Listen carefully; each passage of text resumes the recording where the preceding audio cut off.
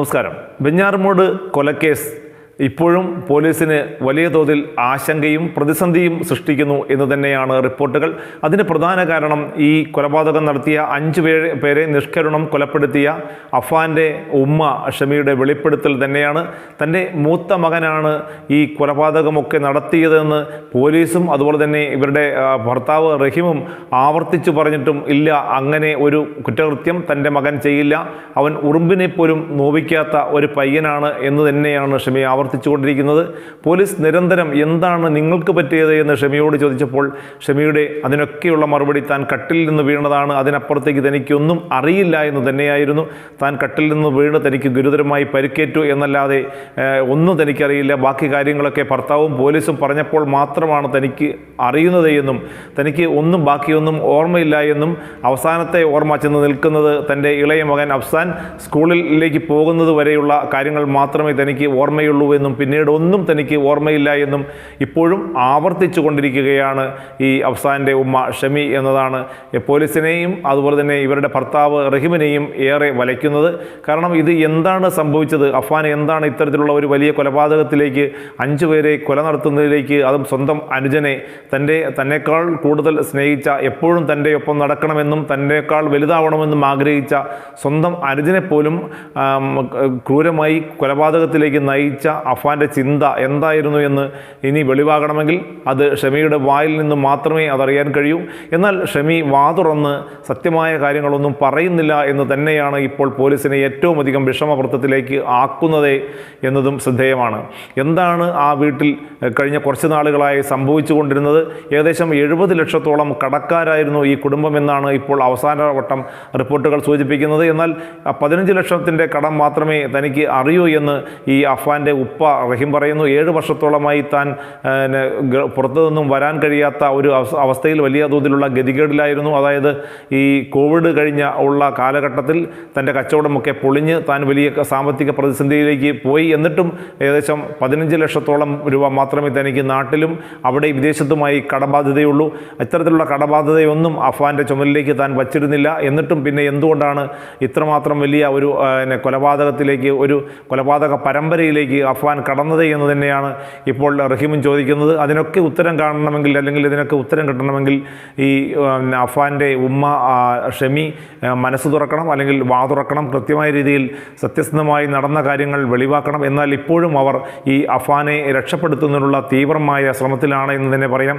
കഴിഞ്ഞ ദിവസം ഒരു മാധ്യമപ്രവർത്തകൻ ഷമിയെ സന്ദർശിച്ചപ്പോൾ, അല്ലെങ്കിൽ ഒരു മാധ്യമപ്രവർത്തകൻ ആദ്യമായി ഷമിയെ കാണുന്നത് കഴിഞ്ഞ ദിവസമാണ്. അപ്പോൾ അവരെ സന്ദർശിച്ചപ്പോൾ ഈ ഷമി വീണ്ടും ആവർത്തിച്ച് പറഞ്ഞത്, അഫാനെ എങ്ങനെയെങ്കിലും എനിക്കൊന്ന് കാണണം, അവനെ രക്ഷപ്പെടുത്തി തരണം, അഫാൻ മാത്രമേ ഇന്ന് തനിക്ക് രക്ഷകനായുള്ളൂ, തൻ്റെ ജീവിതം തന്നെ അഫാനിലൂടെയാണ് ബാക്കി നിൽക്കുന്നത്, തൻ്റെ ഇളയ മകൻ തനിക്ക് നഷ്ടപ്പെട്ടു, ഇനി അഫാൻ മാത്രമേ ഉള്ളൂ, അതുകൊണ്ട് അവനെ നിയമത്തിൻ്റെ കയ്യിൽ നിന്ന് എങ്ങനെയെങ്കിലും ഊരി രക്ഷപ്പെടുത്തി തനിക്ക് തരണമെന്ന് തന്നെയാണ് ഈ ഉമ്മ പറഞ്ഞത്. അപ്പോൾ കാര്യങ്ങളുടെ ഗൗരവം ഷമിക്ക് കൃത്യമായി അറിയാം എന്നത് കൃത്യമാണ്. കാരണം എന്തൊക്കെയാണ് സംഭവിച്ചത് എന്നും എന്തൊക്കെയാണ് ഇനി സംഭവിക്കുക എന്നും അഫാന് എന്താണ് നിയമം കരുതി വച്ചിരിക്കുന്നത് എന്നും ഒക്കെയുള്ള കൃത്യമായ വിവരങ്ങൾ ഈ ഉമ്മയ്ക്കറിയാം. പക്ഷേ ഉമ്മ ഒന്നും വെട്ടിത്തുറന്ന് പറയുന്നില്ല. ഈ അഫ്സാൻ തൻ്റെ ഇളയ മകന് എന്താണ് സംഭവിച്ചത്, അതുപോലെ തന്നെ ഭർത്താവിൻ്റെ ഉമ്മയ്ക്ക് എന്താണ് സംഭവിച്ചത്, ഭർത്താവിൻ്റെ ജ്യേഷ്ഠനും ഭാര്യയ്ക്കും എന്താണ് സംഭവിച്ചത്, അഫാൻ്റെ കാമുകിക്ക് എന്താണ് സംഭവിച്ചത് എന്നതിനെക്കുറിച്ചൊക്കെയുള്ള കൃത്യമായ ധാരണ, അല്ലെങ്കിൽ എന്തിനാണ് ഈ കൊലപാതകങ്ങളൊക്കെ അഫാൻ നടത്തിയത് എന്നതിനെക്കുറിച്ചുള്ള കൃത്യമായ ധാരണ ഈ ഷമിക്കുണ്ട്. പക്ഷേ ഷമി ഒന്നും മനസ്സ് തുറക്കുന്നില്ല. ഇതിന് പ്രധാന കാരണം അഫാനെ രക്ഷിച്ചെടുക്കുക എന്നത് തന്നെയാണ്. താൻ സത്യം മാത്രമേ പറയാവൂ എന്ന് ഇവരുടെ ഭർത്താവ് റഹീം പറഞ്ഞിട്ട് പോലും ഇവർ ഈ തൻ്റെ നിലപാടിൽ തന്നെ ഉറച്ചു നിൽക്കുകയാണ്. അതായത് അഫാനെ രക്ഷപ്പെടുത്തുന്നതിനുള്ള ഗൂഢതന്ത്രങ്ങൾ ആവിഷ്കരിച്ചുകൊണ്ട് ഇരിക്കുകയാണ് ഇപ്പോഴും എന്നത് ശ്രദ്ധേയമാണ്. എന്നാൽ ഇവർ മനസ്സ് തുറക്കാതെ ഇതിൻ്റെ ഒരു യഥാർത്ഥ ചിത്രം കിട്ടില്ല എന്ന് പോലീസും ആവർത്തിച്ച് പറയുന്നു. അഫാനെയും ഷമിയെയും എപ്പോഴാണ് ഒരുമിച്ചിരുത്തി ചോദ്യം ചെയ്താൽ ഇനി കുറച്ച് കാര്യങ്ങൾ കൂടി വ്യക്തമാകും എന്നുള്ള എന്നുള്ളത് കൊണ്ട് ഈ ഷമിയുടെ ആരോഗ്യസ്ഥിതി കുറച്ചുകൂടി ഒന്ന് മെച്ചപ്പെട്ട രീതിയിലേക്ക് വരുമ്പോൾ അഫാനെയും ഷമിയെയും ഒരുമിച്ചിരുത്തി ചോദ്യം ചെയ്യുക എന്ന തന്ത്രത്തിലേക്കാണ് ഇപ്പോൾ ഈ പോലീസ് കടക്കുന്നത്. അവിടെയും ഷമി തൻ്റെ തന്ത്രം തന്നെ വീണ്ടും പഴയപടി തന്നെ ഈ അഫാൻ നിരപരാധിയാണ് എന്ന് പറഞ്ഞാൽ പോലീസ് ശരിക്കും വെള്ളം കുടിക്കും എന്ന കാര്യത്തിൽ യാതൊരു സംശയവുമില്ല. എന്തായാലും സത്യം പുറത്തു വരേണ്ടത് ഒരു ആവശ്യകതയാണ് എന്ന് ഇപ്പോൾ ഇവരുടെ ഭർത്താവും പറയുന്നുണ്ട്. കാരണം എന്താണ് നടന്നത്, എത്രമാത്രം വലിയ കടബാധ്യത എങ്ങനെയാണ് ഉണ്ടായതെന്ന് തനിക്കും അറിയേണ്ടതുണ്ട് എന്ന് ഇദ്ദേഹം പോലീസിനോട് പറഞ്ഞു കഴിഞ്ഞു. അപ്പോൾ അതുമാത്രവുമല്ല, അഫാന് നിയമത്തിൽ കിട്ടാവുന്ന മാക്സിമം ശിക്ഷ തന്നെ കൊടുക്കണം സർ എന്നാണ് റഹീം പറഞ്ഞത്. കാരണം നിരപരാധികളായ 5 ജീവനുകളെയാണ് ഈ അഫാൻ്റെ ധൂർത്തും ആർഭാട ജീവിതവും കൊണ്ട് ഇല്ലാതാക്കിയത്. എന്നാൽ എന്താണ് ഇത്രമാത്രം ആർഭാട ജീവിതം നയിക്കാൻ അവർ പ്രകടമായി ഒന്നും കാണുന്നുമില്ല. എന്താണ് എങ്ങനെയാണ് ഇത്തരത്തിലുള്ള ഒരു ആർഭാട ജീവിതം നയിച്ച് 70 ലക്ഷത്തോളം രൂപ കടക്കാരനായത് എന്നതിനെക്കുറിച്ചും കൃത്യമായ രീതിയിലുള്ള ഒരു അറിവ് ലഭിക്കണമെന്ന് തന്നെയാണ് റഹീം പറയുന്നത്. ഇതിനൊക്കെ കൃത്യമായ രീതിയിൽ ഒരു ഉറവിടമുണ്ടാകണമെങ്കിൽ അതിന് ഷമി മനസ്സ് തുറന്നേ തീരൂ.